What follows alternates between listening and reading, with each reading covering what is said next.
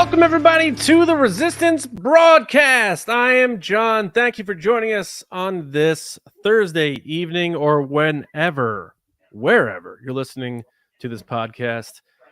We got a good show ahead of you tonight because we are diving headfirst with a teethy helmet into the Acolyte trailer, including the footage shown, the scene, I guess you could say, shown after the Phantom Menace, which is certainly making its way online and all that sort of stuff.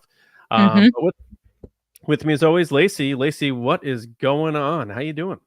Good. How are you? It's been a I'm cool good. week for Star Wars. We got a lot of stuff. We got the trailer on Saturday, like I said we would.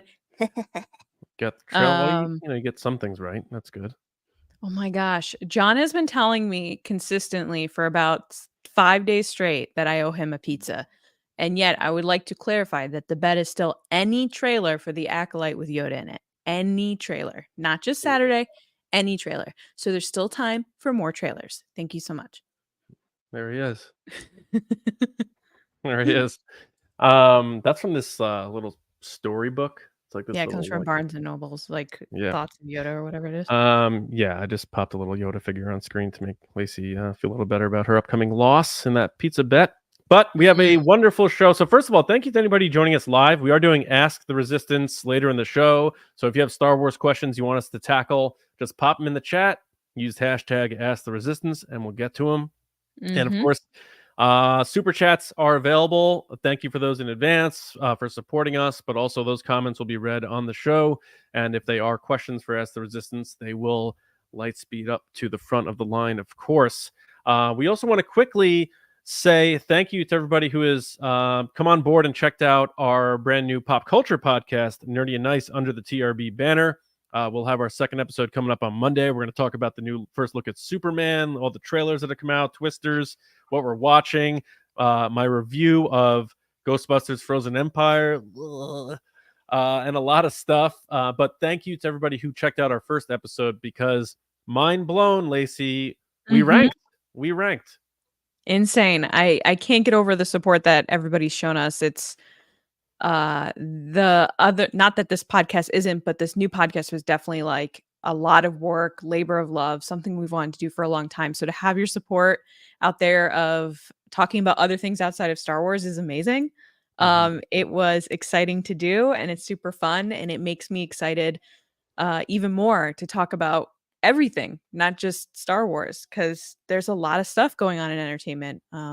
So it's fun to give our input on those things and just hear people's reactions to the show. Everyone's given us really positive reviews. Thank you for the people that have reviewed it on Apple Podcasts. But yeah, it's a crazy thing to see something that's kind of a passion and a dream for you to succeed so early and like the first day to see it up there, like next to Jon Stewart's face. It's insane. So thank you guys so much. We hope you continue to like it. There's more to come. But yeah, let's get into some Star Wars. Yeah, let's get into some Star Wars right now. And before we do that, I just want to say, make sure if you are checking out the new pod, it's on its own feed. TRB, nothing changed. So if you got TRB on audio, it's on the same feed. And both shows are on our channel, youtube.com/@TRB podcasts. But yeah, Lacey, there's a lot to get into, and we're going to spend a bulk of our time on the Acolyte, and then, of course, questions later. So there are some news things for us to tackle. So let's lightly fire up the Resistance Report.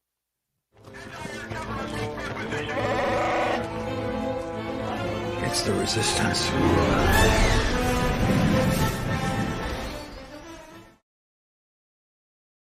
So a lot of things happened this week in Star Wars because of May the 4th. Hope everybody had a great Star Wars day. But the first thing, I'm sorry, my daughter is screaming mama outside my door right now. The first thing that was really fun is this past weekend, they did do screenings for The Phantom Menace. So first of all, John, you went with your son. How was that? It was great. It went as good as it possibly could. So we got to the theater, and you have the reserved seats now, and I made sure we had 2 seats near the exit. So if you had to pee or whatever, we didn't bother anybody. But we got in there, and we didn't bring our lightsabers. We brought them in the car because we heard that you may not be able to bring them in or not. And also, we didn't want them to be turning on during the movie. But needless to say, our spirits were high. We were very excited. We got the biggest popcorn you can get. We got ices. and he enjoyed the movie. He had a really good time. He's only 5, but he sat still. We had to take 2 quick breaks, one for bathroom, one to get waters, because a lot of popcorn, a lot of Salty. Sour Yeah. Patch Kids. You got to hydrate. But he really enjoyed it. Even I was, laughing with him as we were watching scenes with Jar Jar and seeing him, because when Phantom Menace came out, I was 16. So I was too cool for Jar Jar. And so seeing my son at 5 and seeing it through his eyes and him just laughing, I'm like, that's it. And I made sure I looked at him when the Eopie farts in Jar Jar's face. And he's just dying laughing. But then Jack's fish comes up on screen and he's like, Dad, look how big he is. It's Jack's fish. I'm like, it was just such a great time. And then, he was sad about Qui-Gon and the whole thing. But he really enjoyed it. And now he's just really getting into it. He's really excited. So it was it's a thing I'll never forget. His first movie experience was seeing Star Wars Episode 1, The Phantom Menace. Right. I was comparing it to when I first saw it when I was in high school with my friends, and it was just the really surreal experience, and we had such a good time, me and him. And he was a really good boy in the theater, so I have to applaud him for being such a good kid for his first movie. But it was a really great time, and I know you didn't get a chance to check it out, but it did. I watched well it at home. office, didn't it? I did watch it at home. I watched it with the fam at home. It was on while I was cooking and doing other things. I wasn't just sitting there Star watching. Wars at home, Lacey. Yeah. It was me watching Star Wars at home.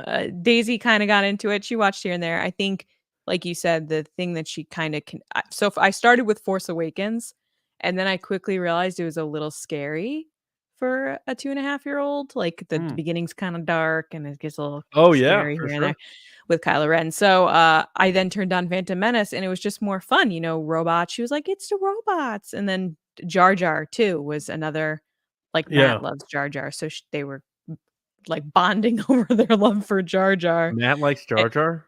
The only movie he's ever seen is The Phantom Menace before me. And then I think with me, he's seen, I think he saw The Rise of Skywalker and he saw The Force Awakens, but he doesn't remember them. The only one that he truly remembers is The Phantom Menace. I was like, this is your weekend, man. And he didn't even see it. So, but yeah, the point of this story is, besides the fact that I loved the video of you and Johnny playing in your driveway. Oh, thanks. It was so adorable. I loved it. The theatrics, everything. Is that, thank you. Surprisingly, The Phantom Menace made a lot of money this weekend. It made a total of $15.654 million so far, because it's still in movie theaters, making it the 44th highest grossing movie of all time, displacing Frozen 2, and the 22nd highest grossing movie at the domestic box office, displacing Finding Dory, Despicable Me, and Jurassic Park. I look at these and I'm like, oh, poor Disney, they made more money.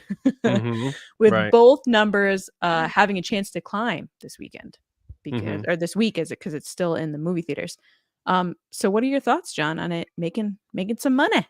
Yeah, and a little salute to my old buddy Grant, who loves talking about box office stuff. He put that together on Star Wars Newsnet, the old stomping grounds.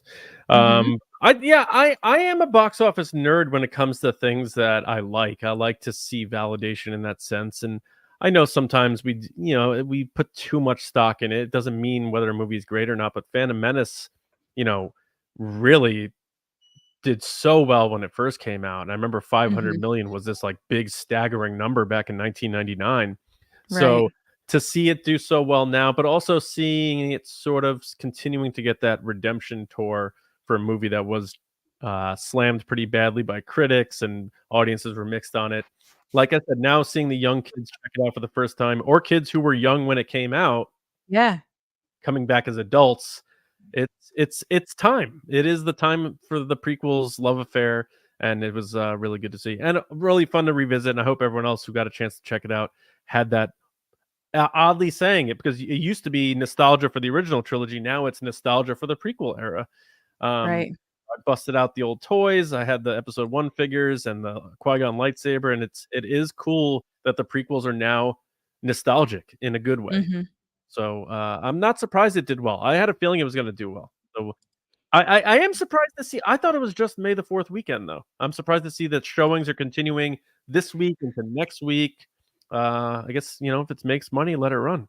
It's hard to fight money, especially when you're Disney. You're trying to make up money from years and years of box office is not doing that great, which we will get into, by the way, on Monday on Nerdy and Nice about Disney and their plans for movies. But yeah, this is super exciting. I love to see the Phantom Menace getting a lot of love. I was in like sixth grade, I think, sixth grade when it came out, fifth, sixth grade.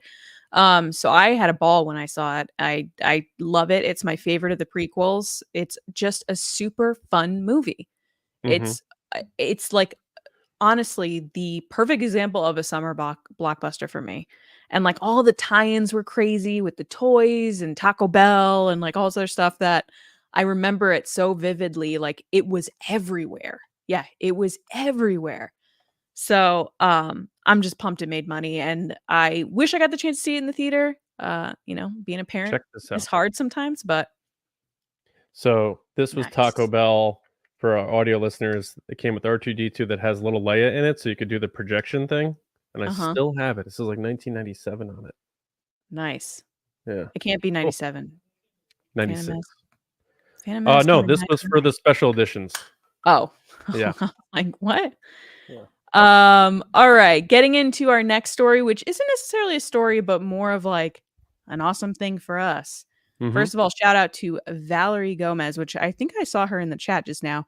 But she let us know that this past weekend, composer of Solo: A Star Wars Story, John Powell, put up a shot of him composing at I don't know what you'd call it, like a soundstage with an orchestra for doing Solo: Star Wars Story. And he said, listen to this take of John Williams' main on end from Solo, and the deluxe edition of Solo: Star Wars Story is streaming everywhere.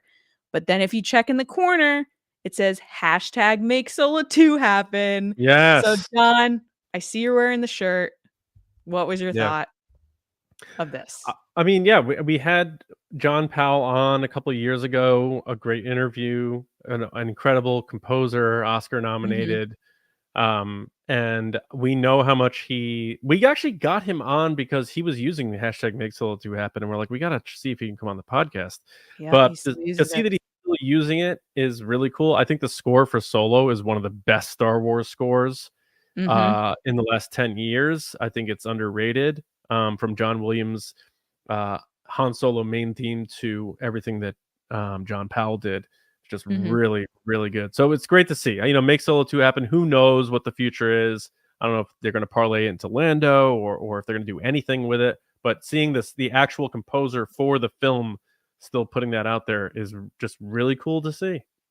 Yeah, I immediately retweeted this, so shout out again to Valerie for letting us know, but I want to see Solo happen so badly.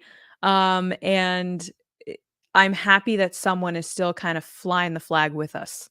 Hmm. Because I think over the years, people have understandably gone a little quiet because they're either involved with Lucasfilm or they've said it and screamed it from the mountaintops, so to speak. But yeah, Hmm. I still hope it happens. I have hope. I wouldn't say a new hope because I've had it for a couple of years, but a hope nonetheless.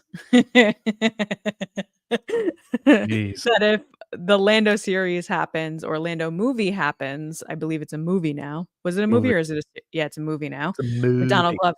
Yeah, with Donald Glover that he'll bring Han Solo in and then maybe it will go somewhere from there. But Little Han, little yeah. Chewie, little Falcon. Yeah. Um, do we wanted to get into some super chats before we get into the next few We stories? should. Yeah. Okay, awesome. So, hold on. For some reason, this is not selecting super chats. I apologize. Let me get back over here. So, first up, we have Joe. What up, Joe? He's a new person to our Patreon. So, thank you so much, Joe. He said, "Hey, There you go. wanted to send in my first super chat ever. I can't stick around tonight, but have some fun. Just wanted to send a little pizza my mind." Ah, Nice photo.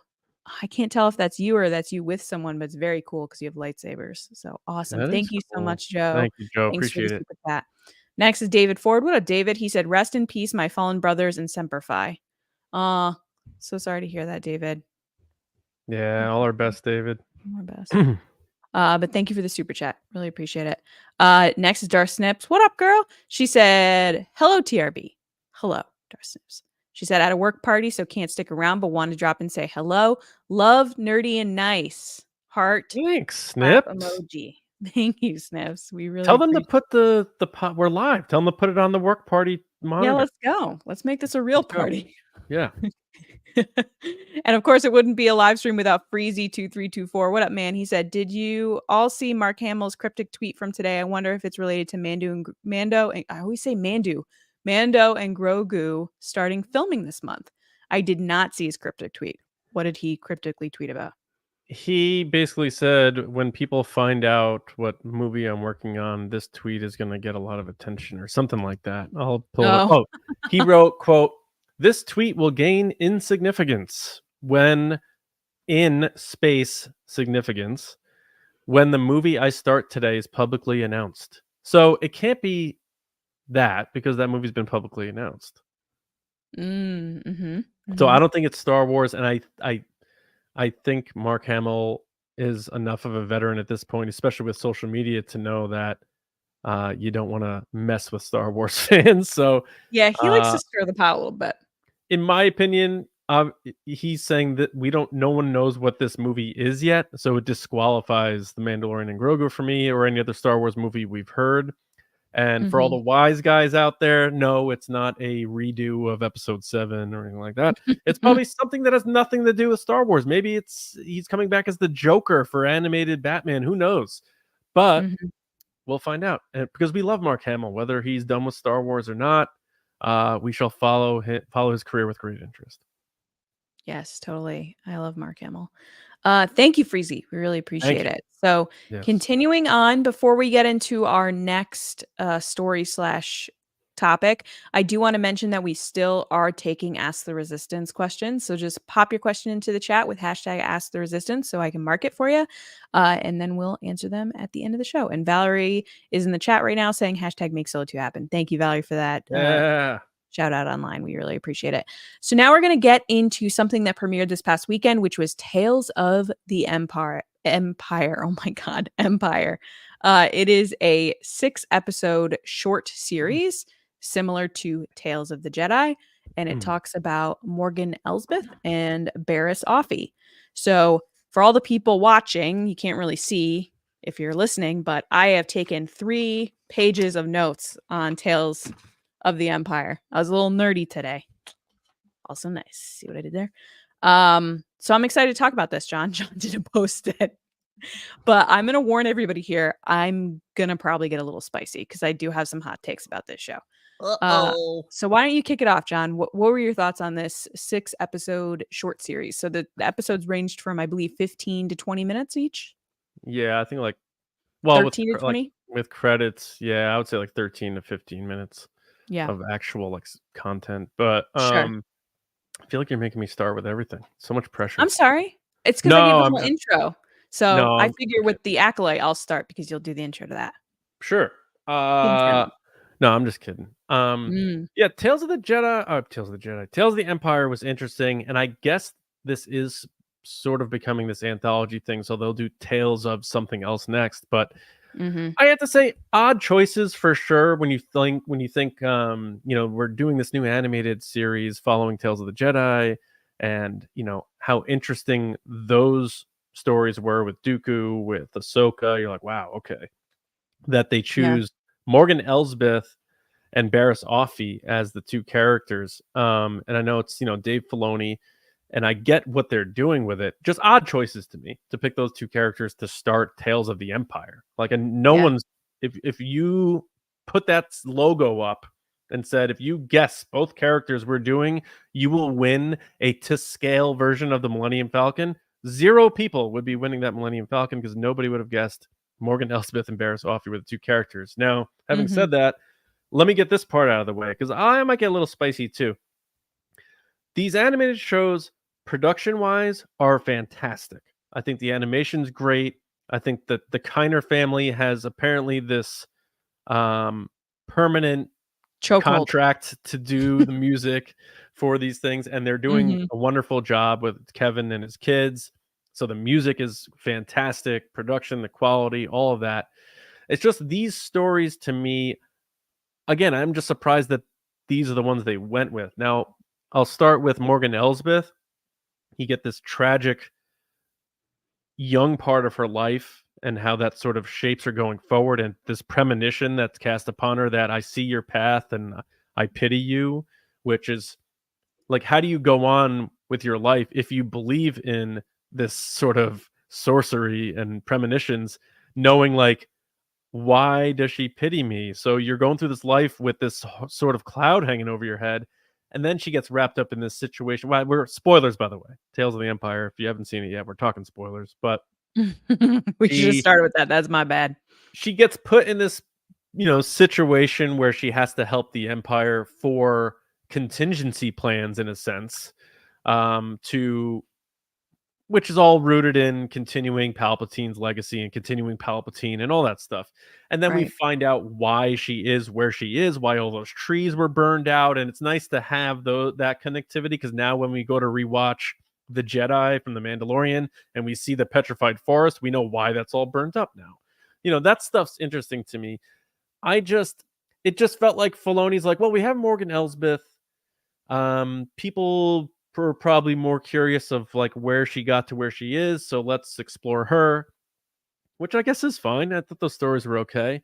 And then the Barriss Offee one, I had the bigger problem with, because I just felt like there were some moments, especially in the second one of that trilogy, or whatever you want to call it, the Barriss Offee story, where sort of she becomes this inquisitor and she's standing in just this ruins of this entire village and planet, and she's like, why are we doing this to all these people?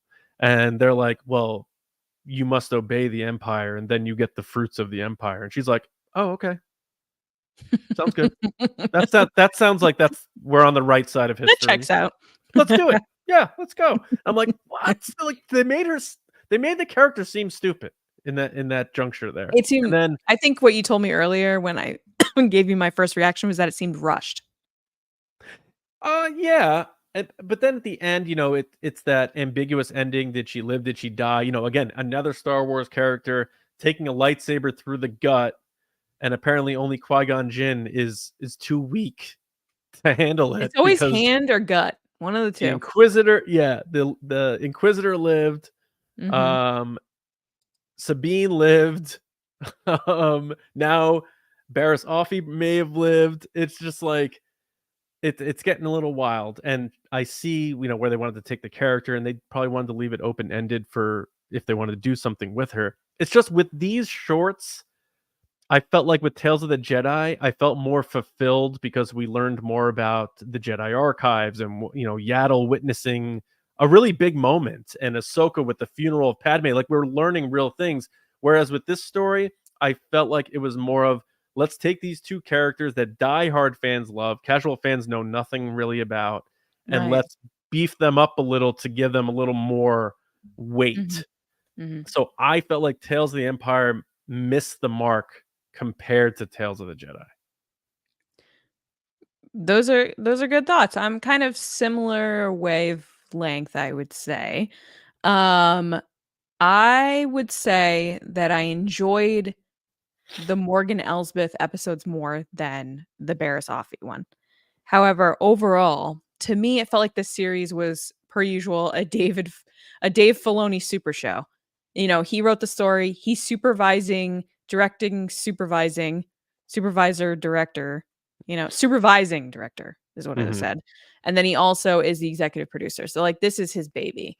Um, the way I took away the initial thought of these two characters in the series is it seems like these are stories that Dave told in the writer's room to explain the background of these characters when they were shooting The Mandalorian and Ahsoka.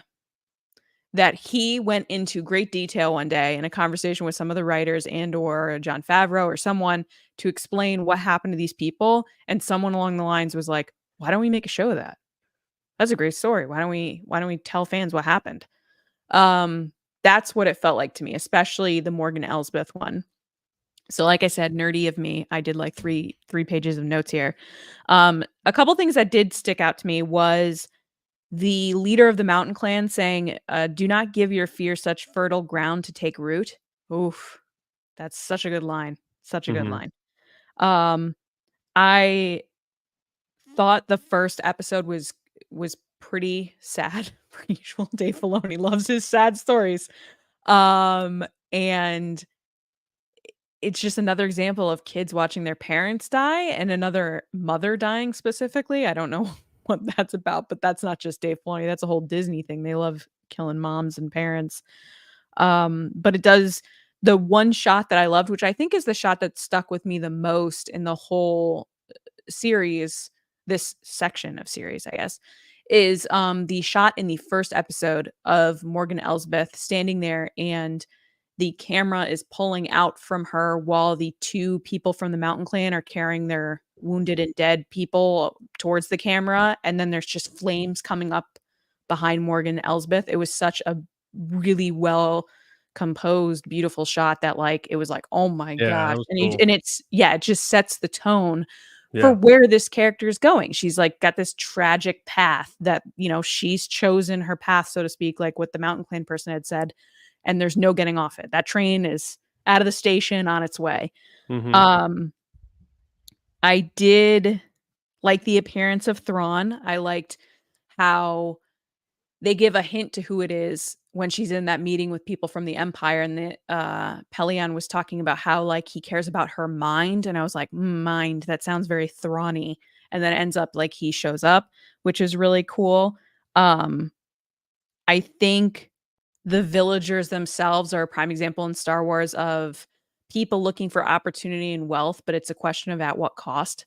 Like, what are you willing to give up for those things? And clearly they gave up their freedom and livelihood to make a quick buck. And it's like kind of this like, are you sure you want to do that?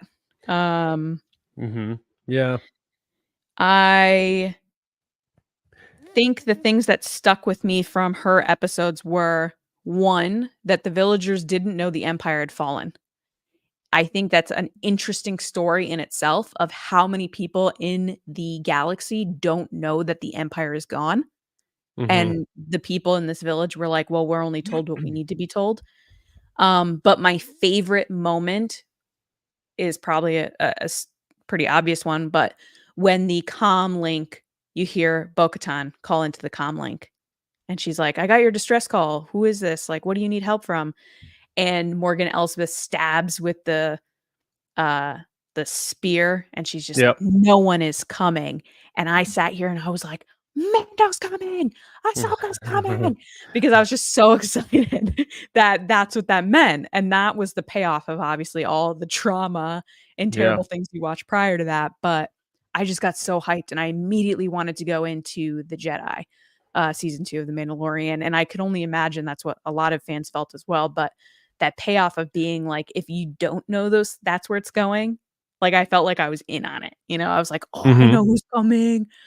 But It's yeah, validating. overall, yeah, I thought those were pretty good just because of the payoff at the end. The Mando connection. Immediately, I was like, oh, it's such a good episode, especially with Ahsoka. Yeah. Oh, you had more. I'm sorry. No, that's it. Go ahead. I was just going to go into the next episodes. I was just going to say with this show in general, like, and other things they're doing is at least what I think they're doing with Filoni in his new role as creative executive, is they're trying to show us other angles from which the Empire is so powerful, and without directly tying it to something Vader's doing or something the Emperor's doing. It's like, this is stuff you watch and you're like, oh, Elsbeth's people don't know the Empire fell. And it's like, yeah, like that stuff happened during any totalitarianism type of government. Is you want to make sure your people are under your thumb. Like you want them not to know. You want state media. And that's exactly what they're trying to show us with the Empire here in these little stories. And I get that. I think Filoni's main motivation here is, he's got the Mandalorian and Grogu movie coming with Favreau. He's got his own movie where he's going to be dealing with the Empire post Palpatine with Thrawn. I think he's using this platform not maliciously, it's earnest, but to help make sure we're vested in that story of Thrawn and Elsbeth and all these things that are going to come full circle in that Dave Filoni movie when he gets made, in addition to the future of Ahsoka and all that sort of stuff. And again, I don't know what to make of the Barriss Offee thing. I don't think she's dead. They would have clearly shown her dead. She was being carried out. She was still breathing. They purposely showed breath coming out of her nose. The Fennec Shand thing. Yeah, she's alive, and it's at she's clearly older. So they're showing us for Barriss Offee fans. I don't know how popular of a character she actually is outside of the bubble of diehard animated fans. Is that this character does again get redeemed and comes around in the end and didn't stick to the path she took, whereas Morgan Elsbeth, it was like she didn't have really a choice. Quote, so I completely get the parallels between the two, but yeah, you cannot stop what has begun, is what Morgan Elsbeth said. Yeah, exactly. So she didn't seem to really have as much of a choice that Barriss Offee did. And we saw how Barriss's story ended, at least in this show, and we saw how Morgan Elsbeth's story ends on the show, and where it goes, of course, in by the time Ahsoka rolls around, and she's got the black eyes, and she's fully vested in everything going on with the Witches of Dathomir. So I understand why they made those picks, but I always try to, because I like to think some of our audience are more general Star Wars fans. All right, so mostly general Star Wars fans aren't usually going to be watching stuff like this, and maybe that's why they're like, screw it. If this isn't going to get a big audience, we're going to go deep and reward the fans who love this stuff, and I understand that. So I can't imagine them thinking this is going to do gangbusters or bring subscribers into Disney Plus. It's mainly used to help them with bigger things they have planned down the road. Yeah, I do question, and John, this is a question that I called you with earlier on the phone, and I'm about to get into why, was who is the audience for these shows? Because I don't think it's family and children. And the reason I say that is when I got into the back half of this series, which is the Barriss Offee ones, I felt those weren't children friendly at all. They were very kind of dark and traumatic.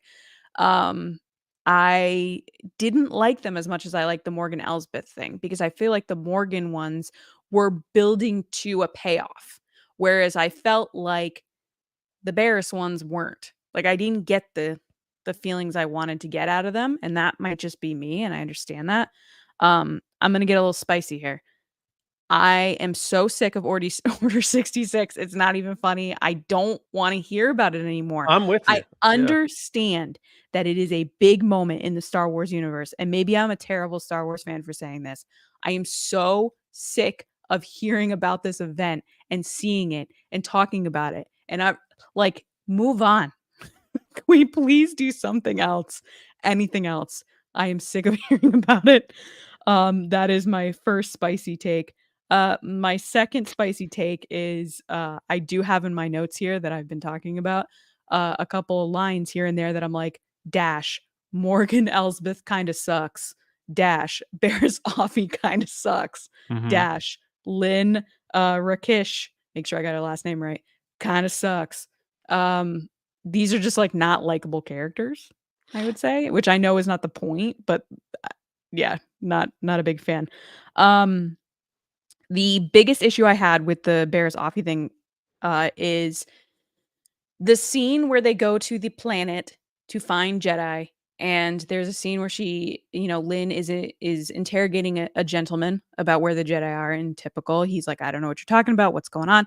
And then Barriss gets the answer from a little kid, and then they proceed to slaughter everybody there, which is not surprising. We hear lots of characters have slaughtered villages, whether it be Darth Vader, Kylo Ren. Plenty of terrible things have happened, including at the beginning of Morgan's section of the series, her whole family and tribe gets slaughtered by droids with General Grievous, who, by the way, how creepy was it when he was saying run and just laughing and then saying run and laughing? Oh, so well done, Matthew Wood. But the scene where Lynn slaughters the whole tribe of people in that room, I felt was over the top and not needed. And I stand by that. I don't think you needed to have the people screaming and begging for mercy and all these things and having the lightsaber going crazy and then having a little kid watching that happen. I don't think you needed it. I don't think you could have panned away and It shown was one lightsaber move and you would know what would have happened. it was Anakin igniting the lightsaber in front of the kids and then showing us more of that room, And basically. I think that's my critique lately with Star Wars is that they're showing too much of that. I don't need you to show me how bad the Empire is to an extent of like showing me the things that they're doing. I Yeah. can insinuate what they're doing. And I feel like they've been going a little far. And I was asking John who the audience is for this show because it's, it was a little graphic. And even though it's cartoon, it's still graphic. And it's PG, TV That's PG. the So that thing. was surprising to me. In my opinion, Yeah. when George Lucas made Star Wars, he made it so that everybody could watch it. Together. Yeah, Yeah. and yeah, I understand there's some things like Anakin burning in the coals. I understand that. Yeah. But I think he knew where to toe the line and say like, can a 12-year-old watch this scene? It's like, okay. Well, and yeah, Revenge of the Sith was PG-13. This is TV PG. It's animated. It's on Disney Plus. My son is 5, just getting into Star Wars. I I wouldn't show him. I probably wouldn't show him this show. It would probably freak him out. It would've So scared me when I was little, I'll admit that. yeah, and also just not for nothing. I feel like the Barriss Offee arc they went with here for however long people have been wanting to see more about Barriss Offee's story and where it wound up. This felt almost like a reboot of the Reva story from Obi-Wan Kenobi to me. It's like a Mhm. Jedi, and then she becomes an Inquisitor, and then things happen, and she questions it, and there's a stab to the gut, but survival, and then it's sort of like ambiguous ending for that character. What happens? I'm not saying it's exactly the same, but it just felt like it was a little bit of a too much of a template of this type of redemption story.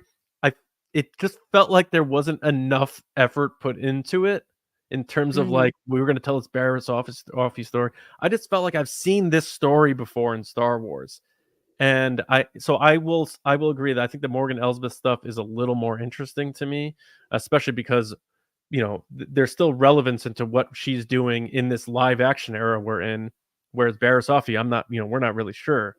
So you never know why they choose what they choose. Again, Tales of the Jedi. You get Ahsoka, who's a massive Jedi, and you get Dooku, who's big time Jedi who flips to the dark side. Those are big names, and I really enjoyed a lot of what we learned from those stories. Like I said before, whereas this one, it felt like they almost took the data from Tales of the Jedi and they're like, all right, so this was our audience for this. If we're not going to get a big pull on general audiences, we're not going to do Vader. We're not going to do Tarkin. We're not going to do Krennic on this. We're going to take these two They characters. included Vader, though. They did give him his They moment. included him, but I'm not saying, I'm Mhm. saying like they didn't do Tales of the Empire. Here's 3 episodes of Darth Vader doing blank, which they Mm. could have done and more people would have watched. But they were like, no, we didn't get the audience we wanted for Tales of the Jedi, so let's take this for Tales of the Empire and take these 2 characters and give them an opportunity to tell their story and give another look of the Empire. I think the main goal with this was let's bring the Empire down to the point of view of common people and put us there to make us feel what it's like to be under the thumb of the Empire. And from that perspective, it works. I think they're doing a good job of reminding us that the Empire was formidable. They were very good at what they did to the galaxy. So I think that part of it is good. I didn't really love their effort in the story for Barriss Offee. Yeah, I have 3 kind of questions or takeaways from the Barriss Offee 3-part section. 1, when she says that they should take their child baby to an old friend, is she talking about Ahsoka? Oh, hmm, maybe. Because she has such a connection with Ahsoka, so that's the only thing that I would assume is the connection. Because again, we're talking about Dave Filoni. What is Dave Filoni connecting stuff to? Mandalorian and Ahsoka. Ahsoka. So Yeah. that's why I kind of drummed up the thought that these two stories were things that he said in writers' rooms, because then they're like, well, how did this child That show up to Ahsoka? And it's like, well, the child went to Barriss, and then Barriss told the child to go to Ahsoka. Or it's like, Yeah. how did Morgan Elsbeth end up on this planet for then Bo-Katan to get to Ahsoka, who got to Well, they called Bo-Katan, and Bo-Katan called Ahsoka, and then Yeah. Mando went to Bo-Katan, and that kind of thing. That's why it read that. And So when she said old friend, I thought Ahsoka. yeah, that makes sense. I mean, it'd be odd if it wasn't at that point. Right. But I think, and if they continue this story, we know the story from Morgan Elsbeth continues, but if they decide to expand upon Barriss Offee's story, it's going to come somewhere else, because I don't think they're going to do Tales of the Empire Barriss Offee Part 2. They're going to do Tales of Pod Racers, Tales of Smugglers, Tales of all these other different tales things. So whatever happens with Barriss Offee, whether it's a comic or a future animated show, or they bring her into live action again, I don't know. But I think some people think she died. To me, it's clear she lived, and she's older, so I don't know where that puts her in the galaxy at that point after that story. But they left it so that they can explore it if they want to. But if they don't, fans of Barriss Offee understand that she did come around. She became this sort of like wise old Jedi, The healer, and yeah. yeah, and so she has sort of this nice closure for fans of the character, which I don't know. Is there a big Barriss Offee? I mean, there's always a pocket of fans who love any character in Star Wars. Yeah. Like the Okey Pokeys in Rise of Skywalker. I'm sure I love Okey Pokeys. There's probably a Discord channel just for those. So yeah. So I'm sure there's a big pocket of Barriss Offee fans the same way when Boba Fett first came out and did nothing, and people were like, I love Boba Fett. You can't challenge that. People love what they love. So I hope people who do love Barriss Offee were satisfied with what they got, because does turn dark, doesn't go full, doesn't start killing people, comes around and becomes maybe the Jedi she was always destined to be by the end. And then my two other things. Oh, geez. So my two other things are, one, do you think this child could turn up anywhere else? The child that she sends off. Do you think it's just a throwaway kid, like broom kid? I think it's like a broom kid. Yeah. And then the kind of moment with the Barriss Offee episodes that really got to me was due to the Kyners. Well done, family. Was the beautiful string moment between Barriss and Lynn, where she seemingly is dying and Lynn's having her moment of reflection and they're coming back together. There's this like beautiful string moment in the music, and it's just such a beautiful it sounded like the Force theme, but I don't know if that's exactly that, but it's like all the stuff fades away just to strings. It's really nice. It's during the whole ice section of the episode. So well done, Kyners. You got me. It was very emotional. It was nice. But yeah, those are my thoughts. I could probably keep going, honestly, because I have so many notes, but for the sake of not rambling, I thought it did a good job. It was entertaining. Would I watch it again? I don't know about that, but I learned some stuff about these characters, so that's always nice. Going into our next topic, which I'm about to learn a lot about, is the Lego Star Wars Rebuild the Galaxy trailer released this past week. And it seemingly to me is like a what if series. Like everything gets kind of thrown together like Legos, like you smash your Legos on the ground and then they built a new galaxy. The big moment, obviously, with Darth Jar Jar. So, John, what is your reaction to this trailer? Darth Jar Jar, Misa, like it? Yeah, I think this Lego stuff are always nice little like reminders to step away from our obsession with canon and just watch something in a vacuum and have fun with it. And I think that's what this is. The Darth Jar Jar thing is obviously a nod to the theory and them saying like Jar Jar's not a Sith, but here he is if he was, and that sort of stuff. And the Lego things are just fun, and they've always have been, whether it's the the new holiday special they did or the Halloween stuff they did. It's sort of like official Star Wars doing robot chickeny things, but with Yeah. Legos. Summer And vacation too. yeah, and I think it's fun. So I'm definitely going to check it out. And I don't think it has to go any deeper than that. I think it's like a fun little thing that they're going to do. And I like that, you know, Star Wars doesn't do multiverses or like, you know, time shifting things beyond when they dip their toe in with the World Between Worlds and stuff. So I think this will be fun for people to watch. You know, I don't need to spend much more time on it, but I will check it out and have a good time. Yeah, it's premiering, I believe, September 16th, September 13th, one of the Septembers. Mm-hmm. I look September forward to 13th, yeah. 13th, yeah. I look forward to watching this. I think it's gonna be a great time. I know the past few we've definitely done like watch alongs with people on Patreon or done a live stream maybe, but these are always super fun to watch. So I look forward to it. Ahmed Best is doing the voice for Jar Jar, so that's really fun for him. Yeah. Especially with all this Phantom Menace love. It's like his time.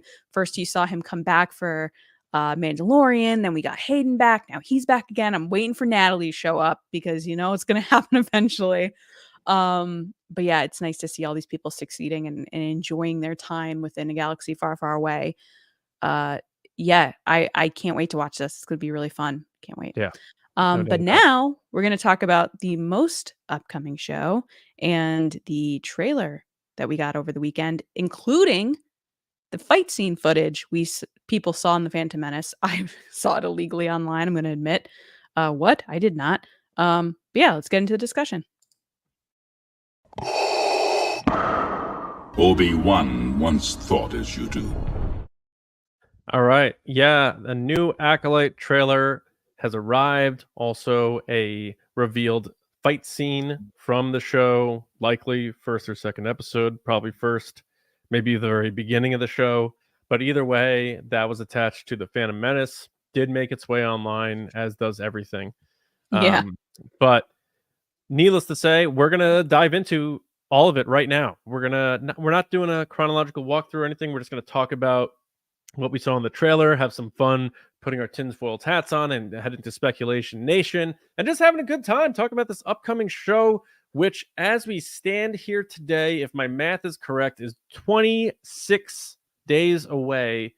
So less than 4 weeks away for brand new live action Star Wars, 2 episodes directed by Leslie Headland coming at us. So the first 2, again, it's one of those things where day 1 of the Acolyte, 25% of the show is going to be in our rear view. We're going to have seen already 25% of the show. Very excited for that. But Lacey, let's hop into our thoughts on the trailer. Kick it off wherever you want to, and then we can just sort of pinball this thing and get into all of our weird, wild thoughts and maybe connecting some dots too. Yeah, I think overall the trailer had some interesting moments and definitely builds the hype. I think that it's a lot of footage we've already seen, not just at Celebration in that trailer that we saw, or previous teasers or photos that we've seen during interviews. So a lot of the footage wasn't surprising to me. They're just kind of reusing stuff, which I think we've had the theory before that we think it might be those first 2 episodes that they're using stuff from. Similarly that they've done with The Mandalorian. I do have a couple critiques. It seemed like this trailer was kind of thrown together kind of quickly, which I assumed might be because they last minute decided they were going to that Mexico Comic-Con and then they needed a trailer. So they threw this one together. I do have a couple critiques with like the sound. Like the sound doesn't sync up at the beginning of the trailer. And then May at like 105, it doesn't sound like she's saying or look like she's saying past at all. Her lips don't sync with the words.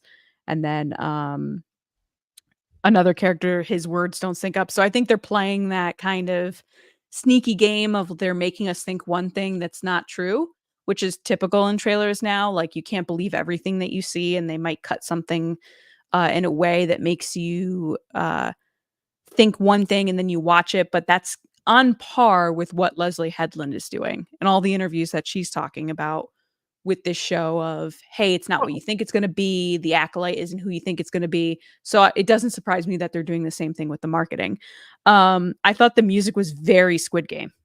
Very, like, the whole ding dong, like, very, as soon as I heard it, I was like, are they trying to play on the character from Squid Game being in this as well? But yeah, what are your first thoughts, John? I like that it's not my favorite trailer. I've been enjoying the fact that the Acolyte has sort of been flying under the radar and hasn't been overhyped, especially when you are getting into a mystery story. Those are so volatile because we can go on a 7-episode, 4-hour journey and get to that last episode, and whatever that reveal is can just, like, I've watched movies where I'm like, man, this movie's so good, but then the end twist or whatever is so bad, you're like, that just ruined the whole movie. So Right. you got to be careful with that stuff. So I like the fact that us diehards are really excited for this show. Casual fans are, like, probably interested because it's dark side, and that always gets There's people interested. lightsabers. Yeah. Lightsabers, the Force. I like that this show is sort of flying under the radar from a hype perspective because it always helps things when people receive it. Obi-Wan, we all went in full hype because we're like, they can't, like, this is going to be great. Ewan McGregor and stuff. And maybe that's why for some people that fell, under expectations. So with this, I thought it was a fine trailer. I liked the fight scene too that I saw with the Phantom Menace, which is Master Indara and May. Very curious to see May. Appears to be like she's trying to get the lightsaber, and I don't know if that's because she's collecting it or she's going to try to use it against Indara. But my takeaway here, which has been for a while, Amandla Stenberg is the protagonist of this show. She's going to be the main lead of this show. I don't see Leslie Headland taking that character and not making her the hero, so to speak. Leslie Headland talks about the hero's journey a lot, talks about Joseph Campbell, talks Kurosawa, constantly reminds us, as she should, how big of a nerd she is with old school Star Wars and how George Lucas told these stories. So I think she's going to preserve that. So I think anything with May being the Acolyte or being Darkseid is a pretty obvious red herring to me. So it makes me look elsewhere. Do you think she's an anti-hero? I'm not really sure. I think there's that scene where it's her and Soul, and his quote is, she was my student, I trained her, let me bring her in. And then we see them face to face and they're fighting. I think they're going to have one of those fights, master and apprentice, former apprentice, and they're going to have this sort of like stalemate, and they're going to sort of reconcile, and then she's going to come aboard and onto whatever they're doing, and maybe shed things that she's learned along her path to the Jedi who may be blind to certain things, and it'll become more of a team effort. I can't see them being that obvious. I mean, like, yep, nope, that's her. She is the Acolyte, and this, that, and the other. This shot here that we're looking at, which has Dean Charles Chapman, the actor, who we joke looks like Joey from our Patreon. Yeah. He's clearly a young Jedi in this, what we believe to be a flashback with these this coven of witches. But you see this kid's eyes black over as he like humps to his knee, like falls to his knees. And in Ahsoka episode 8, we saw the Great Mothers, the witches of Dathomir, rewarding Morgan Elsbeth with the quote gift of shadows, which her eyes went all black and she was infused with ichor, which is also known as the power of the dark side. So to me, I see these witches, I see those kids' eyes go black. Are these witches being hired by a secret Sith to brainwash or take over the Jedi and have them do awful things to cause the people of the galaxy to start to distrust the Jedi? And I take that and carry it to Manny Jacinto's character, who's a former smuggler, now he's a traitor. Those types of characters, like a Han Solo in A New Hope, they are us. They don't have superpowers. They're sort of our point of view to these stories between the dark side and the light and all these fantastical things. And this guy's just trading junkets to make money. I think he's sort of like the everyman for this show. And he says, quote, the Jedi justify their galactic dominance in the name of peace, but that peace is a lie. So to me, we have our everyman in the show, our Han Solo sort of, cowboy saying that the Jedi's peace is a lie. That's proof to us as the audience that this high republic where the Jedi are great and everyone loves them, it's nobility and they're at the top, their peak is no more. Why is that? And I think it has to do with this plot to cause distrust. And it's like step one of the plot. And, Palpatine takes it over with his flipping over of the government. The first thing you have to do is get people to distrust Superman. Distrust good guys. You're making me think of Mean Girls, where Regina George and their 3-point plan, and they're like hot bod, army of hotties. Sure. Sure. And they're crossing out the chalkboard. First step, distrust in Jedi. Yeah. Yeah. So that's just my speculation on it. We'll dig into. I have more thoughts on specifics of the trailer, but when I'm connecting the dots between things I'm seeing here, I think it's like this sort of phase one. Whoever this Sith is from the shadows is saying, like, the first thing we have to do is get people, regular people, the masses, to turn on the Jedi, or start at least distrusting them and turning their eye to, well, if we distrust them, maybe we could trust them. And that sort of thing. So I think there's a calculated plan here. I think these witches are certainly involved in that. And I'm curious to see where that goes. Yeah, the picture we just showed is a shot from the trailer where you have the witches on the left-hand side, then you have the Jedi kind of on the right. And like John said, you have the one character falling to his knees, seemingly taken over by their power. I can't help but notice that, of course, my boy Kelnaka's in there on the right-hand side. Jonas Sotomo's Wookiee Jedi, which is very exciting. Can't wait to see that character in action. And then seemingly next to him looks like May. No? Does it look like May's next to him on the left? Oh, that is interesting. It looks like her, because then if you go to other scenes, she's dressed very similarly with the chest plate and the big robe. So I kind of feel like she's with them, or they not kidnap her, but capture her and then make her take them. I don't think it's her. You don't think it's her? Okay, that's fair. Yeah, I think this is. I think go back to that shot. So we're looking at the shot from the trailer of all the witches on the steps, the Jedi falling to his knees. Yeah, and Kelnaka. And I think this is in the past. I think this is when they're picking her up, maybe. Yeah, so I think like May is probably like a little kid or a baby at this point. Yeah, so well, it seemed like she was like in the trailer. They show a shot of her. She looked like she was like 8 when she was with Master Soul. Speaking of Master Soul, we do have a couple shots of him. We have him looking a little roughed up in the woods with his lightsaber, looking like he is battling it out. We have another shot where he looks kind of concerned. This brings me back to like my initial reaction from that first trailer we got, where he's turning to look at her and she's like, I forget what the line was, but it was like, I see fire. I see, yeah. And this is the shot that I think he's looking at her being like, what did you just say? All right. Huh? Yeah. And then we also have a shot of him on a ship. It looks like he's either running or going. I'm assuming this shot is attached to the shots in the trailer where the ship's kind of spinning through the asteroid field and he's trying to like correct the ship. This is the look of a Star Wars character who's either just like he's like just about to escape something, or he's just about to sneak through a crevice as it's closing, like a chasm or something. You know, it's just like very a classic Star Wars thing. Do you have? I don't know if we have the shot of like the very beginning of the trailer where there's the lightsaber on the ground and it looks like May walking away from the lightsaber. We don't, but it is interesting that you say that because it has the knife next to the lightsaber and she grabs the light with the force. So that's why I think it's her. But they throw, it's always a guessing game of, is it her? Is it not?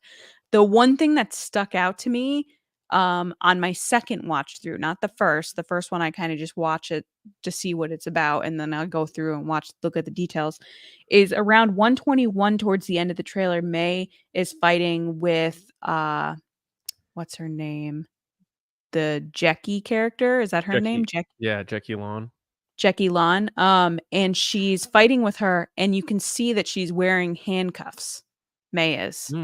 Oh, good So catch. they're in the woods and she's wearing handcuffs. So to me, that's like they captured May, they're taking her somewhere, and then that's when that hooded character shows up. Because then at the same time, the shot of Octo where May is coming up behind the dark character overlooking the ocean, that character looks like the helmeted character again from the back. So I feel like that character and May are working together, and not necessarily as apprentice and master. I think that May has been hired, like missionary type, like oh my god, I'm blanking right now. Ray Stevenson's character, like a missionary, a mercenary. Sorry, mercenary, not a missionary. Mercenary. Has been hired to do some dirty work for that character. And they're not apprentice and Sith or master and apprentice. It's more of like a, hey, we have an exchange here of money or credits or goods or whatever. But they also don't want her to be giving away secrets of what she's involved in. So when they catch her thinking she's the bad guy, she's not really the bad guy. But then the real bad guy is going to come kind of save her because she knows too much. Or he's going to try to kill her. But she's definitely in handcuffs. You can see the handcuff on her. She's staring when she's standing at the screen, her left wrist. You're right. Interesting. And she's fighting like kind of backwards. It looks like she got one of them off. I'd be very surprised if this mystery thriller show is as, because Leslie Headland said, whatever you've seen, whatever you think is just not it. I think that was like almost her exact words. So to me, it's obvious then that May is not going to be the antagonist in this story. It's going to be something else, and she's going to be the red herring taking the focus away. I do think that's her at the beginning, though. I don't think that means she killed a Jedi. I'd be very surprised if we find out she killed any Jedi herself. She could be, investigating on her own, or she could be buying the lie and witnessed Jedi do something bad under a certain possession, and that's why she's trying to take their lightsabers away. But like the Venestra Rowe line aligns with my theory because she says, quote, "It's part of a larger plan to tip the scales." And when I hear that, it aligns with what I was saying about how like the Jedi are at peak, they're in power, the Sith have been gone. The Sith are doing something to turn the tables and have them come up and the Jedi come down. And how do you start that when something is such an institution that is heralded as noble and right and just, is to create distrust from the people. So I do think it's something like this Sith, whoever it is, like pulling the strings, which hopefully we find out this season, new to like figure out a way to get aligned with this coven, with these powers, and doing something to cause Jedi to maybe do bad things or what have you, so that people turn on them and look for other sources of allegiance, or at least, the Jedi aren't the answer, so what is? It's all about creating doubt, and I think that's a very Sith thing. And I like it because it's different than what Palpatine did. Palpatine took, we get to the prequels, and there already is distrust with the Jedi. The Gungans don't like the Jedi. Naboo, not a big fan. The government's not a fan. So there's already that existing. We're going to see the creation of the start of that in this show. And then Palpatine took that distrust and was able to flip the government because he creates the separatists, and then he had to create the clones. So I think it's going to connect nicely to show how the Sith did rise, and that it wasn't always Palpatine, but his master, like he said, taught him, quote, everything he knew. So he took over and said, "This is what you started me off with. Now I'm taking us here. Hello, Empire. So I think this show is going to serve a really good purpose to help us understand how the Jedi went from the High Republic, where the Jedi are wonderful and they're great and they look fabulous and they're dressed fabulous and everyone's great. They're all Jedi, to I don't like these guys that much anymore. Yeah, so I totally agree with you, John. While you were chatting, I did grab some of the shots you were discussing. So here's that first shot in the trailer where the lightsaber's on the ground and seemingly May is walking away. She grabs the knife with the force. I think this is a scene where she's leaving her lightsaber behind and then grabbing her knife to go on her journey. I Ooh. don't think she's killed someone. I think No, they're yeah. using this shot to be like, look, she killed someone. And there's no body in that shot. It's literally just a lightsaber. It could be her lightsaber, where she's saying, I'm leaving that behind to go do this other life. And then I do have the shot of seemingly Octo, where May is standing behind this character on the hill. And to me, that looks like the creepy helmet guy, which we haven't really talked about the helmet guy. I got to grab a picture of him while we talk about it, but he has that creepy smile mask, which I love. Some people don't like it. I like it. I think it's very anime. But it is creepy with the silver teeth. It's cool. And should we, I see some people popping in the chat about it, and I tweeted about it last week when I saw the poster, the twin theory. Could this the twins. could John was yeah. the first one to bring up that twin thing, and I remember I even said, "Really, you think so?" I don't know if I was the first. I think a lot of people may have thought that when The they saw first the person poster. I saw. But like that's a really good trick to use in mystery stories, because you could seemingly have the same face doing things to throw you off the scent that they are blank. And Right. by doing that, maybe what if this masked character isn't May, but it's her twin? And we take the mask off and it's like, oh, it was her. And she's like, see, I wasn't me doing all those things. It was her. They could do that. I hope that they're not going to do that, because I just made the Luke and Leia and the twins thing. I don't know if I want them to go that route. It'll be, if they pull it off well, awesome. Let's do it. But it is an easy way to throw people off the scent on a mystery show. So it wouldn't entirely shock me if that is something they do, because then, they'll do the whole, mystery movies or shows like Usual Suspects or whatever. They give you sort of the recap of things you saw so that you can connect the dots. Episode 8 rolls around, we may get a little like montage of like, oh, it was that twin doing that when it was really it wasn't May, it was this, that one. So that's definitely an angle they can take this in. Right. Though So would they put the two on the poster, like thinking like, man, people are just gonna realize that it's twins? Like I don't know. I think it is also interesting that your boy's on the dark side of the poster, but so is Kilnaka. So I guess it kind of ruins my theory. Yord Fandor, he's the acolyte. But there isn't seemingly an explosion on the right side. There's city on the left. I hope they don't do the twin thing either. Here's that creepy mask we were talking about with that guy. Venom. Yeah. Yeah, it is creepy. It's definitely like an interesting look. And the thing that got me hyped about it is I was like, I can't wait for cosplayers to make this helmet. Right? Like I can't wait for cosplayers to, like, Hasbro, get up on it. What are we doing? I think it's funny that whoever this is like took white out and painted each tooth. And they're like, okay. No, those are silver. They're like embedded in the helmet. Yeah, well, no, like if you look closely, it's like embedded into the helmet, so it like looks like a mouth. It's super creepy. Have you ever very, very creepy? Have you ever seen the really bad Super Mario Brothers movie from like the early 1990s with Bob Hoskins and John Leguizamo? Yes, you've brought this up before on an episode, and yes, I have seen it, and Matt loves it. It's one of his favorite movies. I brought that up? Yeah. Oh. Well, that helmet looks a lot like the skull guys, the small head guys, whatever they are. Yeah. It's a creepy look.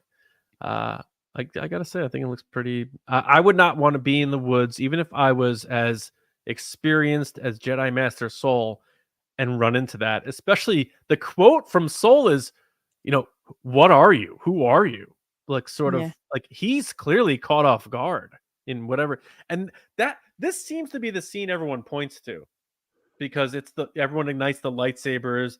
The first trailer with the lightsaber whipping around in a circle, this hand catches it, and now we see it's this helmeted creature. I think this is the scene everyone's eyes are really on. Like, this seems like the scene that's going to help us really understand a lot of what's happening.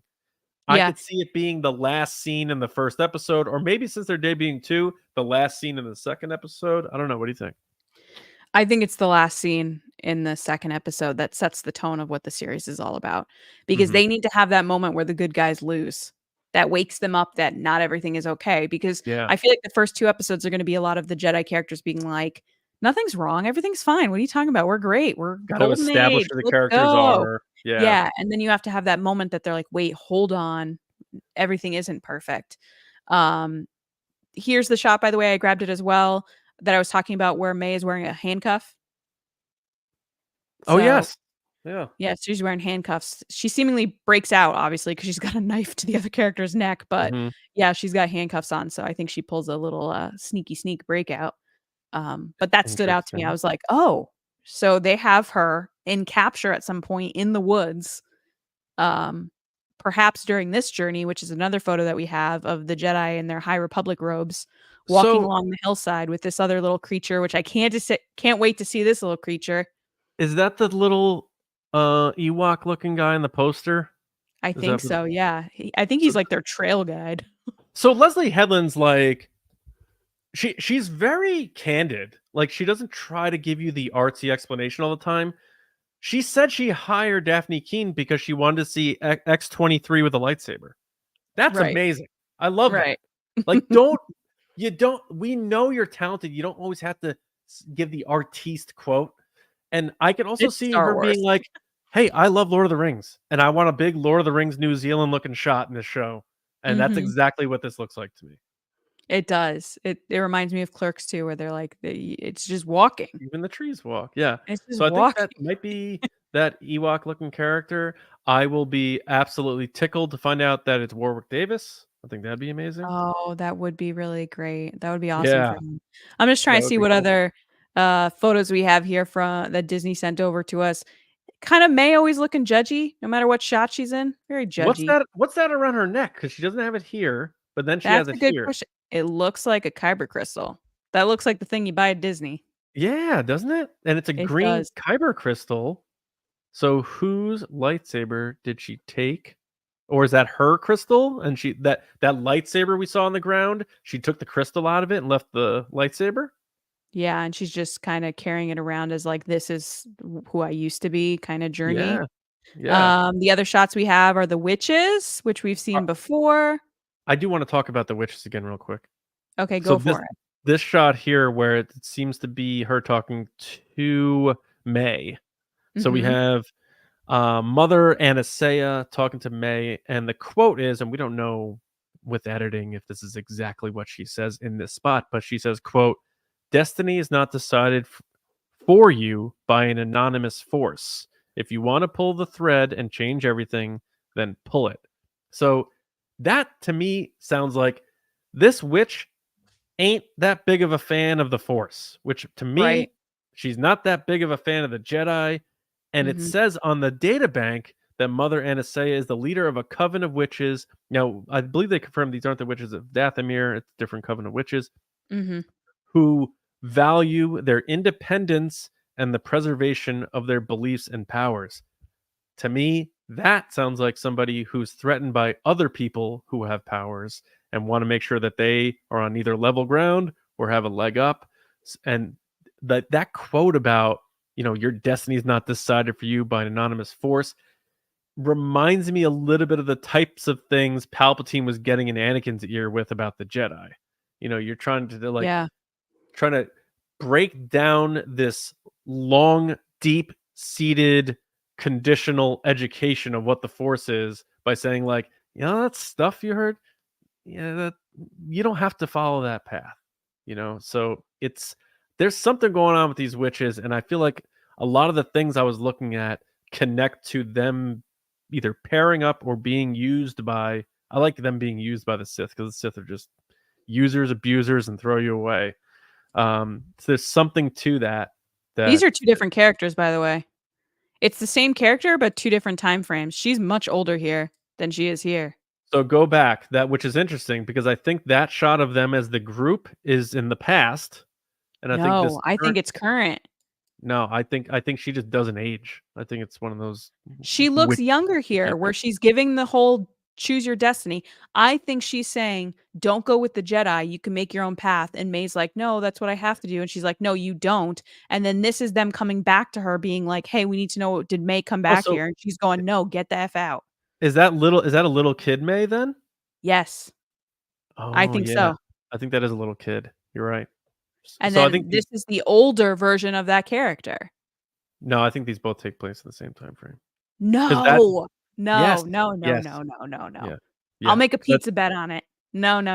Well, let me win this first one, please. You know why I say no? They have two different hairstyles. Yeah, but beach season's coming. I can't eat all this pizza, guys. yeah, okay. This is definitely two different time periods. 100%. I don't think so. I actually think now that I see that this is a young May. Lacey is right. No. Agree, Lacey. Hold on a second. So the scene Lacey's of her putting in work. Okay, the audio listeners are loving reading all these comments, I'm sure. But okay, calm down. Her talking to the young May, and then you flash back to the other one. That looks exactly like the scene that we saw where we said this is in the past because Soul looks younger. So I think both. Hold on. My concluding thought: this witch is not showing up in the present time of the story. Her impact is in the past. I'm trying to find the picture. We will see whoever the Sith is gonna kill her after she does whatever she needs to do to the Jedi. I don't Every think scene Soul she's in the past. I don't think. No, this is current. This is them going back to current times. Yes. No. The only other explanation, which I will be open to as well, is that this is the daughter of the main witch. No. This is all in the past. This can't be all in the past, John. It's two different women. These are two different women, John. This is a younger woman. Yes. Oh. That's why she has two braids, and the one woman has the bun kind of beautiful braid thing on the top with the long on the side. It's two different women, John. I don't think so. Oh my gosh. It is totally two different women. I will take all the bets on it. Okay. All the bets. I'm getting so mad because it's clearly two different people. Let me win the first bet. I'm seeing what other photos I have. What other photos I have? I have him looking sad. Did we talk about all these? I think we did. Yeah. I can't wait to be right when that's two different people. Oh, here she is again. Yes, the same person. Yeah, this is the same person. Yes. Right. Yes. This is a different person. I don't think so. For audio listeners, you have the older woman and the younger woman that's telling May, younger May. Let's move on. We agree to disagree, like Ron Burgundy. and away we go. So I mean, that pretty much sums up that trailer for me. I can't wait to see what other trailers we get, like one with Yoda in it. What did you think of the fight scene? Very Matrixy. Yes. Very Matrixy. Yeah. They were playing with that all night. They were all day, so to speak. They said Carrie-Anne Moss is known for the Matrix. Let's give her all the Matrix moves. Like the part where she like looks at the camera, like come on, and she like stops the knife, which I actually like because it's bringing it back to the whole Rey thing where she was able to stop the lightsaber and Kylo Ren, and because we hadn't seen that before, and then we saw Kenobi do it in Kenobi as well, where you stop the weapon. Makes Qui-Gon look so much more weak as time goes on that he wasn't able to stop that weapon. Qui-Gon's the best. But yeah, no, I thought the fight scene was really, really awesome. And I've been saying since day one with the show that the thing I'm looking forward to the most is the stunt work and the fight work. I think we're in for some awesome karate moves and choreography. Well, I mean, whatever it is, yeah. I don't know if I like the hand-to-hand Jedi combat that much. I like seeing Jedi either using the Force to do some stuff to either distract someone or move objects or even Force push someone, but the whole martial arts using the Force and acting like Neo at the phone booth, just like I get it all and I don't even need to look at you to beat you thing. Right. I didn't love that much, but it was a cool fight because we're watching two Force users just go at it, even when there's bigger weapons at hand here, and you see the reservation of Indara to take her lightsaber out, obviously, because she wants to size up who this person is. Because May seemed to know her, she didn't seem to know May. I think She she did not. asked like, "Who are you?" or whatever, and May's like Master Indara. So she either didn't recognize her from when she was a kid, and she probably wasn't her master or Or whatever. she was sent to kill her by the hooded guy, the helmet Yeah, guy. it's absolutely wild, and we've been talking about this for I don't know 30 plus minutes or whatever, Mhm. and I just love the fact that this isn't like a Star Wars movie that's coming out in 2 years. This is a show that's coming out in less than 4 weeks, and we're already going to have some answers. So I don't care if I'm right. I don't care if I'm wrong. I'm having a really good time speculating on this. And ever since I started podcasting uh, with the Resistance broadcast, some of my favorite stuff to do was speculating on what was going to happen in the movies or the How shows wrong or I was so characters. many times. I mean, we're all always wrong, but Yeah. it's just such a good time because someone puts another idea in your head and like that makes me think about this thing that I thought about, and it's Yeah. just such a Yeah. good time. It's part of the journey to new Star Wars, and that's why I'm so excited about the movies because it's like when when they're marketing these shows, it's a very like truncated period of time. This show actually started earlier than most. Usually, it's been with these Disney Plus shows like a month before, unless you're at a celebration, a month before you're getting that first trailer, and it's a very small pocket of time where we get to really dive into tangible things. Whereas the movies, you're like, JJ tweeted this shot. What does this mean? And we really like dive into it for a long time. I like that the Acolyte's given us more time, and it was a smart choice because this show, I almost said movie, this show is going to be probably a lot of twists, turns, and speculating and who's the bad guy, who's the good guy. It's a detective story, and I love as the audience members, we get to be detectives just like whoever the characters will be in the show, whether that's Soul and Jackie Lon and May. I think they're all going to end up sort of pulling in the same direction against whoever this ultimate Sith and Acolyte are. Yeah, I think it's gonna be a really, really cool show. And I like that I'm going into it being like, I have no idea how this is gonna go. It makes it more fun, if it's too predictable, then it just seems like the payoff isn't there. I want to be totally surprised. I want to be sitting here on a Wednesday night with you guys in the chat and not Friday via audio, being like, what? Yeah. What did we just watch? I can't Yeah. believe they just did that in Star Wars. I can't believe they just did that in general. Like that is Yeah. bananas. Yeah. Yeah, it's gonna be awesome. It's going to be a good time. Do we I want to made get my into some questions and stuff? yes, absolutely. Okay, let's do it. I've been wondering, what are midi-chlorians?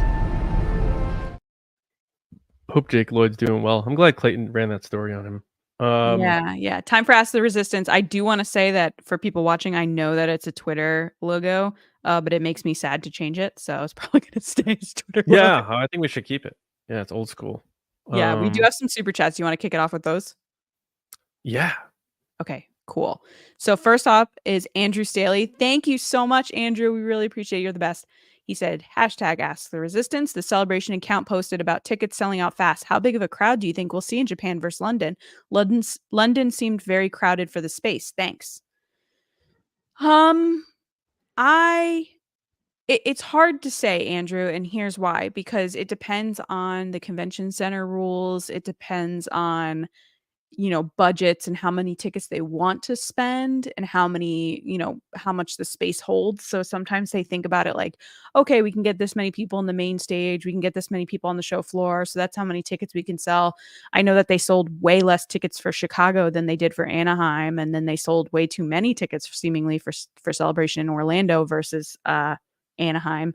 So it's hard to say, to be honest. I could probably get an exact number at some point, but I would assume probably less than an American show. What do you think, John? I don't know. I've never been to Japan. I'm not going to pretend to know, but I do know that Star Wars for I think it didn't arrive in Asia until like the 90s, you know? So they've had a lot of catching up to do. And they've been really trying to capture the Asian market, especially with how passionate Japanese fans are for nerdy things. I Hmm. don't know that they've fully convinced them. So I think having a celebration there will at least be able to test the climate and see if they can draw more people in. You know, Visions with a lot of the samurai stuff. They're making efforts to really expand the international audience. I don't know what to expect. I really don't. I'm surprised that how many people I saw from here that are going to Celebration. I was surprised Um, too. Yeah. yeah, so I know that we'll be there. I know a lot of the TRB family will be there. A lot of our other friends who are podcasters or just fans of Star Wars are going to be there, and it's going to be a great time. And for those of you not going, we're going to do the best we can to just like really bring you into the experience with us by, filming a lot of stuff and doing a lot of live videos. But I just hope it's a great time and helps set the stage for what's to come for Star Wars, which is a lot of movies and a lot of stuff. So I think 2025 will serve a big purpose for Celebration, not just for people going to celebrate it, but also reveals, and the plan of what's coming. And a big question, which I don't want to get too far down the rabbit hole here, is Kathleen Kennedy's contract is up at the end of this year. Will Kathleen Mm. Kennedy be on stage as president of Lucasfilm at Celebration next year? We don't know. We don't know. I'm gonna assume not, but we don't know. We don't know. Yeah. Yeah. So a lot going on there. Thanks, All right, Andrew. what We're else gonna we head to got? Christy. Thanks, buddy. Thanks, Christy. She says, "Cheers, cheers to you, Christy. You guys are amazing as always. Congratulations on breaking into the top 100 with Nerdy and Nice. I know, Thank you. insane, right, Christy? And it's due to people like you being awesome and listening to us, Yeah. and sharing and giving us reviews online, which we always appreciate to hear how we're doing. It's been a really exciting week for us, outside of just Star Wars Day, like kicking it off the brand new week. Mm-hmm. John got to use his wonderful phrase that everybody's loving. What's that? I don't know. You tell me, John. Oh, Mondays are for the nerds. It is. We're taking over. We have claimed Monday. It is our day. Mondays are tough for a lot of people, whether it's school, work. You just bum the weekends over, and it's Nerd Day now, and we're claiming it as Nerd Day, and it's always going to be that way when you're with us. So. Mm-hmm. Well, Christy, thank you so much. We really Thank you, appreciate it, and we'll Christy. talk to you soon. So, John, go ahead and let me know what's the next. All right, so let's go to Matt Lawless. What will be the Tales of the? No, not that one. Oh, different one. Sorry, Matt. You too many questions. All right, Go so ahead. Matt did a horrible job of using the hashtag, but he did his best. Hashtag ask the resistance, but I make typos Too all excited. the time too, Too Matt. So the excited. only reason why I'm making funny is because I do the same thing. But his question was, what will be the next Tales of the? Lacey, do you have any guesses on where they'll go for the next shorts? Tales of the Mandalorians, I think. And then, but what I want is Tales of the Creatures. That's what I want. Tales of the Creatures. But I think that. it's going to be Tales of the Mandalorians. Ooh, so I'll do a want. I would love to see Tales of the Pod Racers. I think that'd be fun. Oh yeah, you said that'd be good. But I think they will do Tales of the Bounty Hunters. Ooh, that's a Yeah. popular one. Yeah, and then they'll do one on Fennec Shand and hopefully one on like Boba Fett. But maybe like if they're gonna get weird, give us 3 episodes on like Bosk or like Zuckus or Forlom or something. I don't know, but I could see them doing something like that. I don't know, Matt. What do you think? Let us know what do you think the next one is, or what you want to be the next one. What's the next all right, question? let's go to Michael J. Caboose. The back end of the train here gives us this question. Why do you think there haven't been more stories about the Old Republic? The Knights of the Old Republic was such a hit. Also, have you listened to Star Wars Aftermath? It's really good. I have not gone into Aftermath, but I know there's still rumblings of the return of the Knights of the Old Republic game. So we'll see what the future of that is. I think they're waiting. I think the Old Republic is something that is going to be expanded upon. I think as we see Star Wars enter the blank canvas of what's ahead of Episode 9, where it's up to them what happens in the story. You don't need to fit anything into any gaps like we're seeing today. Rey and everything, blank canvas. We'll see what happens. Conversely, we're going to get the Mangold movie, which is the dawn of the Force, discovery of the Force, first Jedi, 10 Commandments of Star Wars, as he put it, and then probably Old Republic stuff. And it'd be really cool to get something that has that Old Republic medieval feel to it, like a Game of Thrones, Lord of the Rings type of vibe. And I could see them totally giving us some big epic movies filmed in places like New Zealand and, that type of stuff in the Old Republic. I think it's coming. I think it's coming, Michael. I think it's just a matter of time. What do you think, Lacey? I think it's coming too. I'm sure if there's a whiteboard somewhere in Lucasfilm, it's definitely on there and it's highlighted and starred. It's just one of those things that they have to get to that point. I don't think they're there in the timeline right now, but they're working their way back, so to speak. I also think they want to do it the right way because they know it's so beloved. And it's one of those things that if they don't do it right, people are not going to be happy. Yeah. I do have a question here, John, on Instagram that I wanted to throw out there. And I can't bring it up on the screen because it's on Instagram. But Thomas Ryan Film, what up, Thomas Ryan? He asks, are there any other characters associated with the Empire that you'd like to see get the spotlight if they do another season of Tales of the Empire?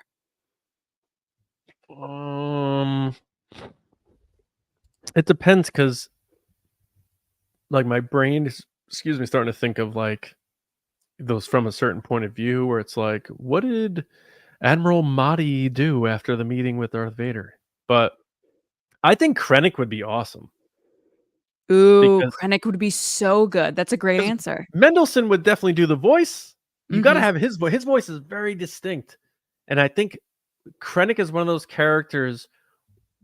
There's been so many Star Wars characters where we're like, enough already. Like Lacey's like, enough with the Palpatine. And I'm like, enough of Order the 66. clones. Yeah. But with Krennic, it's like we got a taste, and we were wondering, is he going to be in Andor? Maybe he might show up in Andor season 2. That would make a lot of sense. That'd be really cool. I think it'd be really cool to get some shorts on Krennic and show how he sort of weaseled his way up to the top, because he probably did a lot of dirty deeds, and that'd be cool to see. And get Ben Mendelsohn back in some form. I know months ago we talked about an interview that Ben was doing with Emilia Clarke, and they were talking about doing Star Wars again. And he made it sound like he was. Like he said no, but like he said yes at the same time. You were at the London celebration for Rogue One where he rolls in with the whole entourage in full costume. Like the dude, it was one of the coolest things. Yeah, he loved being in Star Wars, and he's such a good actor. Like Bloodline season 1, like. That dude is even his small part in The Dark Knight Rises, he crushed it. Like he's so good. All right, let's get to. Did you have another pick? Who would you pick? I agree with you, Krennic. I'm going cool. Krennic. Krennic is the perfect answer for me. I don't know if we want to do one more. Let's do one more. Let's talk this out live because we haven't talked about it. Let's see where it goes. Let's get to John Pedro. I know where this is going. Who's asking us, are you guys going to have guests for the Acolyte episode discussions? We have not talked about it. We have not, but I assume we might because we usually do that. We had plans to do it for Ahsoka, but the strikes happened, so that became a very subdued show. We didn't want to, bring guests in. We didn't know how people felt about going on shows during the strike, all that stuff. So we always had plans to do it, and prior to that, all the other shows we did do it. I think it'd be cool to do that. We haven't booked anybody yet, so I don't think we're going to sit here and say like every week we're going to have someone, but I'm down. Are you down? I'm totally down. And if you guys have suggestions or people you'd like to see, put them in the comments, tag us on social, tag them on social so they know you want to see them. Because that helps us get an idea of who you want to see on the show. But yeah, we love having people on the show. We love talking to other people about Star Wars. And we've had some really cool people from all different sides of fandom and content creators and all different things. So yeah, we're open to anybody. It'd be really cool. Thanks for the suggestion, John Pedro. Yes, thank you. And thank you to everybody for all the questions. If we didn't get to all of them, apologies. But I know we're up against time here. Long show, but TRBs might end up being longer now that it's once a week. We have a lot to talk about, and we love Star Wars so much. So we hope you enjoyed this episode. So thank you to everybody who joined us live, or if you're listening on your favorite podcast app. If you haven't yet, please rate the Resistance broadcast on your favorite podcast app, 5 stars on either Apple or Spotify or wherever you listen. And make sure you're subbed to the channel because you're getting a lot of content from a video perspective from us at youtube.com/@TRB podcast, including our new podcast, Nerdy and Nice. Where I have a lot to talk about on that podcast on Monday, including our thoughts on the new Superman first look, my review of Ghostbusters Frozen Empire. People are going to be probably upset about that, but like a good time. So don't forget, Nerdy and Nice is on its own podcast feed too. So please subscribe to that show. But the video version will be right here on our channel where everything lives. And I hope you guys enjoy our new banner too. We've been working pretty hard with Brian Ward doing our artwork for us and always doing a great job. We love you, Brian. He's like, I know. All right, but yeah, so more than that, just thanks for listening. Keep spreading the word to all your friends who like Star Wars. It's going to be such a good time getting into the Acolyte every week, and it's going to be a sinister summer. A lot of dark side stuff happening. But Lacey, before we move on to our plugs and get out of here, we got to thank our patrons at patreon.com/TRB podcasts. Ooh, I didn't update this. It should say TRB podcast. Yeah, so patreon.com/TRB podcasts. Check out the new look of our tiers. If you are an existing patron, you're getting the same amount of content you're getting plus more. Now that we're going to be doing extra stuff for Nerdy and Nice, we have exclusive stuff coming already next week for Nerdy and Nice, and continuing to do all the stuff we're doing for TRB. So we're burning the midnight oil in the base, but for good reasons, because we love all this stuff and we want to show appreciation for your support for us. So if you thought about supporting us on Patreon, now is a great time because now you're getting even more content. And if you like stuff beyond Star Wars like we do, it's an even better spot for you. But a special thank you to our movie star generals and our silver screen spice runners: Carmelo, John Reese, Jetta Rosewater, Frank Grande, Nick Kratz, Chris Morales, Brian Smith, Danny, Mike Ramori, Brendan McLaughlin, Sneaky Zebra, Dave Hornack, and Jolton Jedi DiMaggio. And the Spice Runners: David Probus, Neil Shaw, Kendall Gellner, Andrew Staley, Jeremy Myers, and the Fort Worthian. And all of our patrons, all of our listeners, however you take in TRB, thank you for being a part of the fun.